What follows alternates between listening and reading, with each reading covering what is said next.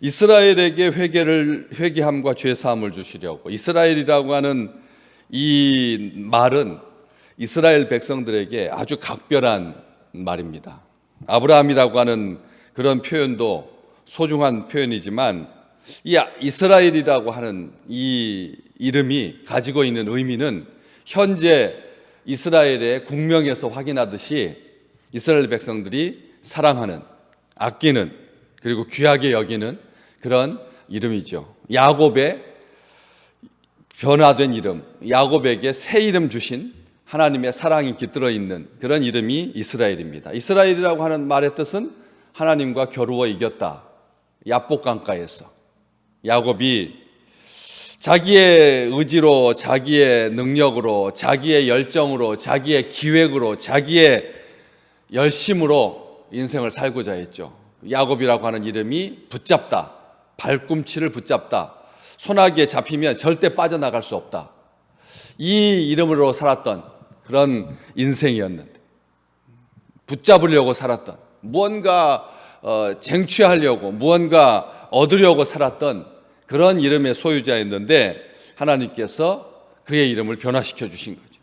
하나님과 겨루어서 이긴 자로 살도록, 하나님과 겨루어서 이긴 자로 살도록, 남을 발뒤꿈치를 잡아서 속임수를 써서 넘어뜨리고 잡아뜨리고 그리고 이기고 넘어가려고 했던 그런 삶에서 무엇을 이겨야 하느냐 이거죠. 누구를 이기려고 해야 되느냐, 왜 사람을 이기려고 하느냐, 사람을 왜 속이려고 하느냐, 그런 인생 살았기 때문에 147세까지 살면서 야곱은 바로 앞에서 자기의 인생을 회고할 때 험악한 인생을, 험악한 세월을 보내었나이다, 그렇게 말했던 것이죠. 그렇기 때문에 이 야곱이라고 하는 이름으로 살았던 그런 과거의 삶을, 치열하게 살았던 삶을, 자기가 원하는 것을 얻기 위해서 수단과 방법을 가리지 않고 살았던 그런 삶을 하나님 앞에 내려놓고 밤새껏 하나님 앞에 기도함으로, 하나님 앞에 씨름함으로 하나님과 겨루어 이긴 자로 살도록 하나님께서 그를 변화시켜 주셨던 바로 그 이름인 것이죠. 이 야곱의 이름으로 불리지 아니하고 이스라엘이라고 하는 이름으로 불리는 그런 이스라엘 백성에게 회개함과 죄사함을 주시려고. 그런데 이스라엘에게 이렇게 되어 있습니다. 이스라엘 백성에게가 아니라 이스라엘에게라고 하는 말은 인격체로, 공동체로, 유기체로 교회를 하나님께서 대하는 방식이죠. 하나님은 교회를 어떤 건물로나 어떤 시스템으로 대하지 않으시고 인격으로 대하신다는 겁니다. 교회의 구성원들을 하나하나를 하나님께서 살피셔서 그에게 하나님께서 오늘 회개함과 죄사함을 주신다. 이게 인격으로, 우리 유명인 중에서 자녀의 이름을 대하니 민국이 이렇게 이름을 부르듯이 이스라엘에게라고 하는 말은 사랑한다는 뜻입니다. 하나님께서 아끼신다는 거죠. 그 쌍둥이 형 에서를 이기기 위해서 많은 머리를 썼던, 그래서 머리가 항상 뜨거웠던 그 야곱을 하나님께서 사랑해 주시고 아껴 주시고 기뻐 눈여겨보고 계시는 거죠. 도망자로 살아야 했던, 형에게 죽임당하지 않기 위해서 피해야 했던, 그래서 그 베델 들녘에서 하나님 앞에 그 돌베개, 아무것도 없는 돌베개, 돌을 베고 누울 수밖에 없었던, 머리를 차갑게 식혀주시는, 뜨거운 피를 가지고 그렇게 치열하게 살았던, 그 머리 쓰면서 살았던 그에게 안식을 주시는 그런 하나님께서 그를 눈여겨보시고 하늘과 땅이 연결되는 그런 놀라운 축복 가운데서 그를 기뻐하셨던 것처럼 산자로 여기시는, 많은 사람들이 서로 싸우면서 상처를 주고 죽어가고 있는, 죽은 자로 살고 있는 그런 세상에서 하나님께서 산자로 여겨주신, 야곱을 기억하시는, 그에게 새 이름 주시는, 그의 아들들에게 복 주시는, 12지파를 이루게 하시는. 그래서 이스라엘이라고 하는 말은 그 자녀에게 이르기까지 그 아버지 이삭을 기억하고, 그리고 야곱을 기억하고, 그리고 그 밑에 12 자녀들을 기억하고 계시는 살아계신 하나님이라고 하는 것을 알 수가 있는 것이죠.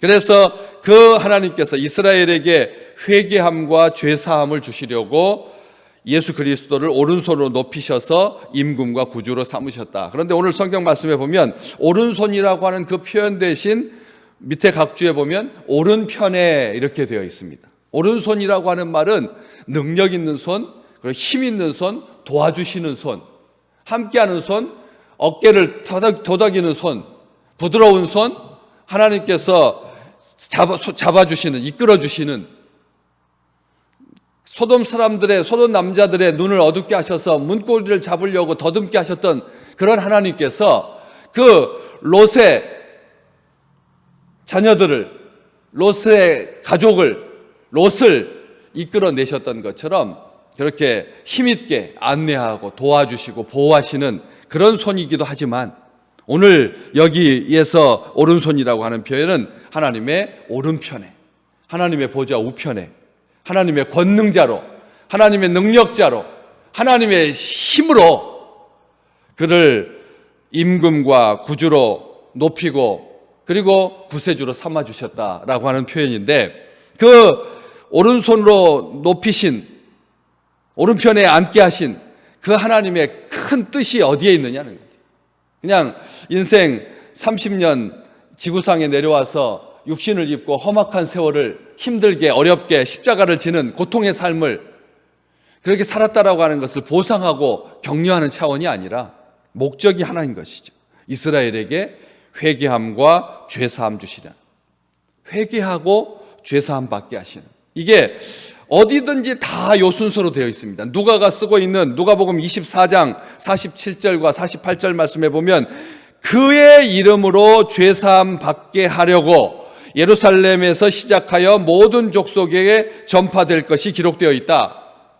우리 주님께서 하신 말씀입니다. 너희는 그래서 이 모든 일의 증인이라. 우리 주님께서 친히 승천하시기 직전에 제자들에게 죄사함 받게 하는 회개를 예루살렘에서 시작해서 모든 족속으로 전파하려고 너희들을 증인 삼으셨다.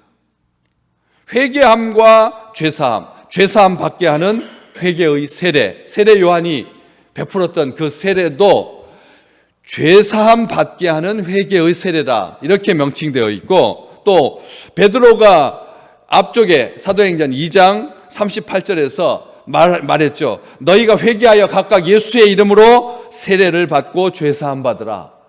세례 받고 죄사함 받으라. 너희가 회개하여, 이렇게 순서가 정해져 있습니다. 디모데에게 쓴 편지에 보면 바울은 혹 하나님께서 그들에게 회개함을 주사 진리를 알게 하실까 하여, 이 회개함이라고 하는 것이 단순하게 자기 잘못을 뉘우치는 것이 아니라는 거죠. 자기 잘못을 뉘우치는 자에게 하나님께서 진리를 알게 하시는 것이 아니라 회개한다라고 하는 그 말, 회개함을 주셔서 진리를 알게 되는 거예요. 우리가 이게 회개함이 그래서 선물, 여기 오늘 본 말씀에도 이스라엘에게 회개함과 죄사함을 가로 열고 선물로 주시려고. 회개함과 죄사함은 그냥 마음이 좀 감수성이 예민해서 조그마한 죄를 짓고도 어쩔 줄 몰라 하는 그런 예민성을 말하는 게 아닙니다.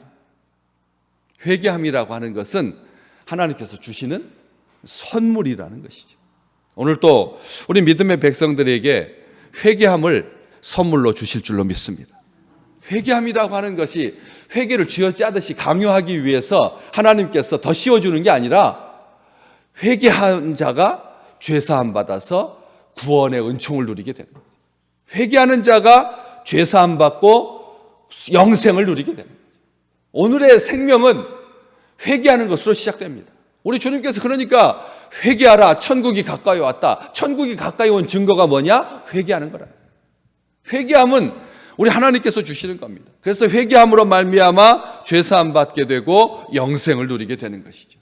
이런 구원의 여정을 회개함이 가져다 준다는 것이죠. 그래서 그 회개함은 하나님께서 주시는 선물이고, 그들에게 회개함을 주사 진리를 알게 할까, 이렇게 하는 그런 마음을 가지고 디모데에게 편지를 쓴 거죠. 회개하는 것은 진리를 알 수 있는 축복까지 더 주신다. 회개 선물이라고 하는 게 회개함의 그 껍질이 회개함이어서 사람들이 이것은 광신도나 이것은 맹신도나 하나님 앞에서 어쩔 줄 몰라 하는 자에게나 어렸을 때나 수련회 가서나 불 끄고 그리고 밑에 복음송이 깔리고 있을 때 그때 얻게 되는 어떤 특별한 추억이나 어떤 기억으로 옛 성도들이 가졌던 한국 교회를 부흥시켰던 그 출발점이 회개라고 하는 것을 알면서도 이것은 현대인들에게 맞지 않는, 현대인들은 거룩한 옷을 입고 예수의 보혈로 예수의 십자가의 능력으로 하나님의 은총으로 생명과 자유를 향하여서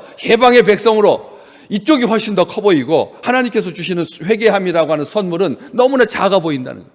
아무나 할 수 있는, 누구라도 할 수 있는, 잘못을 저질렀을 때 언제든지 할 수 있는 것이 회개라고 생각한다는 것이죠. 여러분, 한 주간 동안 사시면서 사흘을 또 주일 이후에 사흘째를 맞으면서 회개함이 있으셨나요?